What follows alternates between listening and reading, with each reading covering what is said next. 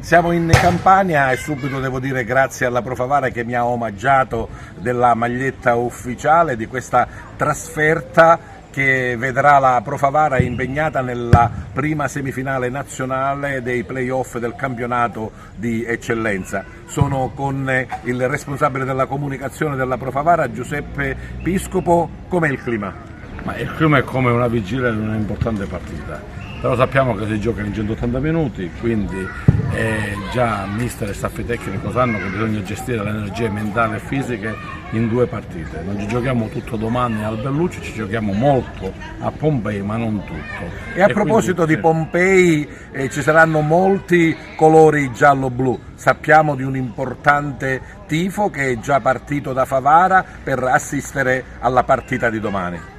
Colgo l'occasione per ringraziare l'FC Pompei Calcio che ha battuto ogni pista e assieme al sindaco di Pompei hanno reso agibile le adiacenze della tribuna ospite, e quindi domani 150 più tifosi favaresi provenienti anche da altre parti d'Italia, non solo da Favara, molti studenti, molti lavoratori sosterranno la squadra all'ombra del Vesuvio. Tu hai seguito la Pro Favara da sempre e soprattutto negli ultimi giorni.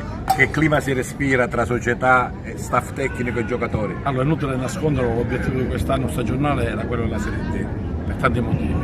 Un allestimento di una rosa competitiva, una squadra, un ambiente maturo e anche i 40 anni della società, programmare il rifacimento dello stadio e gli spogliatoi.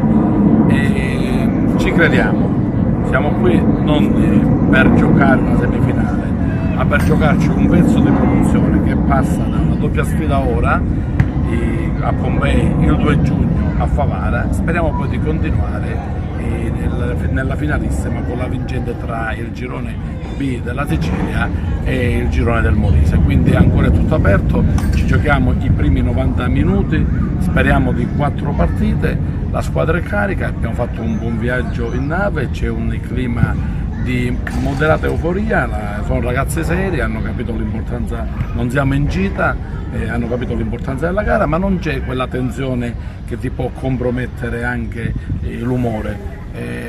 Siamo anche contenti della reazione del gruppo squadra, ma non è una novità, una notizia per noi. C'è uno staff tecnico, mister Catalano, mister Mancuso, mister Costantino, che sanno il fatto proprio assieme al DS Primo Longo che è partito insieme alla squadra come sempre per tenere non sotto controllo la squadra, ma per motivarli con le giuste dosi. E a proposito del direttore sportivo Tino Longo, sentiamolo.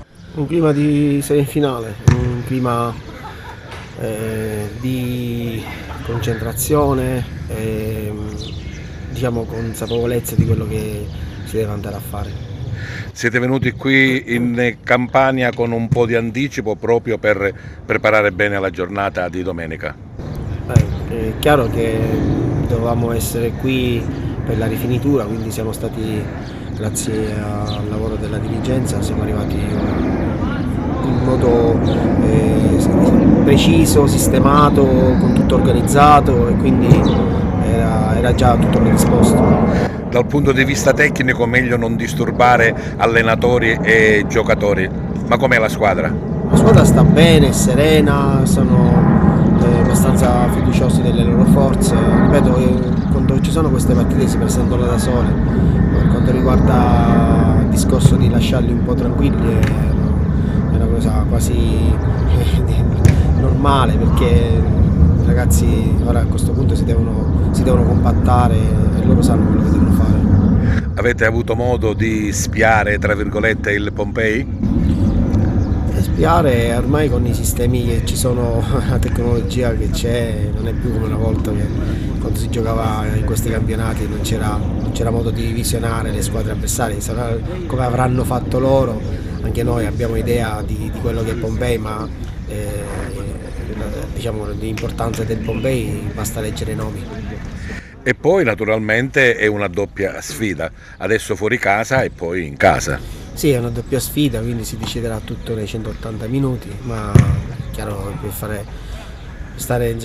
per avere una tranquillità, sì, un risultato importante qui sarebbe già un 50% di piede nella finale. Ti vedo teso, concentrato, ma anche fiducioso. Io sono sempre stato fiducioso dall'inizio, come ho detto ai tuoi colleghi, il nostro campionato è stato particolare, bellissimo, strepitoso, per episodi ci siamo ritrovati direttamente, non per presunzione, direttamente in D, quindi non andare in D per me, come dico prima, come ho detto anche prima, per me sarebbe un fallimento.